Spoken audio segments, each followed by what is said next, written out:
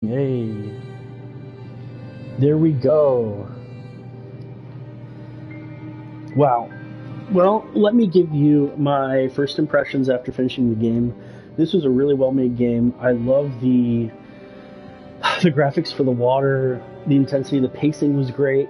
This really reminded me of a blend of the first Resident Evil and some of the more later games like Village. I felt like there was plenty of ammo, especially around the end, and almost too much ammo, in fact. I had that same feeling in Resident Evil 8 when you just seem to have tons of ammo at the end. Um, the lighting was really scary. I think the lighting was a lot scarier than the later Resident Evil games. Um, you know, Still had a very few amount of variety of enemies. So most enemies, I feel like I could just run past or run around.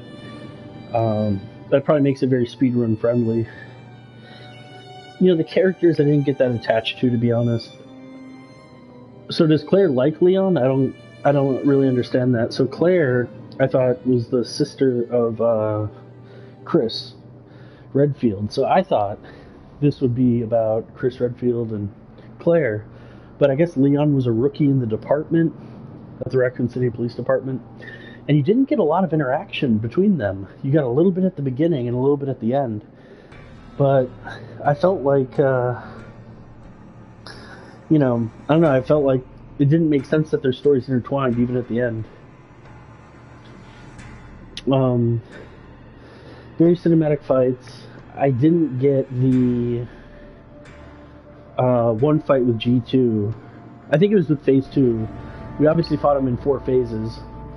Maybe G3 was the hardest fight because that was the one with the crane. Um, I don't know. I felt like the game did box you into wanting to fight a particular way. It gave you tons of ammo during the fight, though. Um, and I'm really glad that they gave you a big area to move around in, so I didn't feel, super squashed. Um, Excellent, excellent game. Highly recommend. This is gonna be one of my favorites. I like this better than 7, better than 5, which I played before, better than 1, in fact, which is very hard. Um, I don't think I liked it better than 8. So right now, I think my rankings would go Resident Evil 8, and then Resident Evil 2, and then Resident Evil 1 as my top 3. I haven't played the third remake, and I haven't played 6, which I think is co-op. But I'm excited to continue on with the Resident Evil 3 remake. This game is really cool.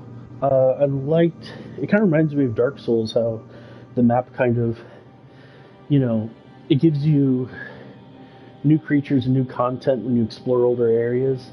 And the whole map of the police department kind of loops in on itself. There's a big basement, there's sewers, there's, the game starts to break off once you go into the neighborhood and the orphanage, and then you go underneath the orphanage to a sewer that somehow connects to Nest. I didn't quite understand that, how, so they were taking maybe test subjects from the orphanage into Nest. I didn't understand how there was that connection of the underground sewers to Nest. I'm sure if I had paid more attention to the journals, it would have explained that, though. But the characters are great. I mean, the gameplay is really what's selling this game. The gameplay is fantastic. Really good controls. Um,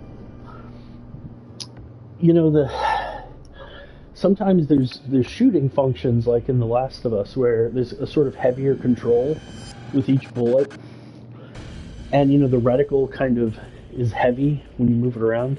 And I didn't experience that with this game. In fact, I experienced the opposite. I felt like they gave you 120 bullets you could fire, and the reticle kind of zipped around the screen. So I actually missed a good portion of my shots when I was trying to aim. But maybe it's because I was moving while I was aiming. I think the game wants you to sort of sit there, make your headshots, or hit him in the knee and run on. The puzzles, were a little bit lackluster for me. You had to just find a number randomly scratched on a trophy or on the side of a locker or within a note. It's okay. Just it didn't take up. It wasn't really a puzzle. I like the ones more where you had to balance the amount of electricity going to each area, or where you have to balance the amount of fluid in each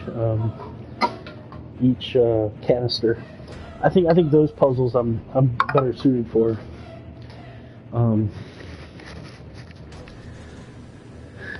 Yeah, overall, really fun game. Oh my goodness. Oof. Music's fantastic. The level design is great. So one thing I figured out, I played Claire's route. You can't get the club key in Claire's route, but why would you still have the club door? Sort of. It left me wondering whether I'd really explored everything I could. Although, once I learned how to use the map, I became very well adjusted to the game. Looking to see if the area is blue or if it's red and there's still something else that I can pick up in the area. So, I really appreciate that function because I was getting a little bit lost sometimes. And then I kind of found myself very heavily relying on the map and running from safe area to safe area. So, hopefully I played it the way that they intended. So look at this, we have Prologue, T601, Tokyo Mari. Looks like there were a lot of people involved in this. And special thanks.